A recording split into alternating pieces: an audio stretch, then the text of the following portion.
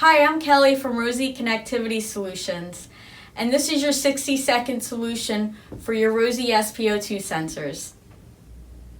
If you're measuring pulse ox and your SPO2 sensor is not giving you a reading at all, first check to see if the red light is on inside the sensor. If not, then you probably need a new sensor. If you just replace the sensor, then make sure the SPO2 sensor is connected properly to your vital sign monitor.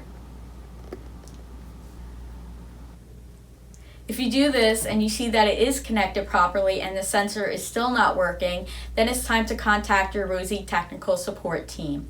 It could be something internal or the sensor may need to be replaced.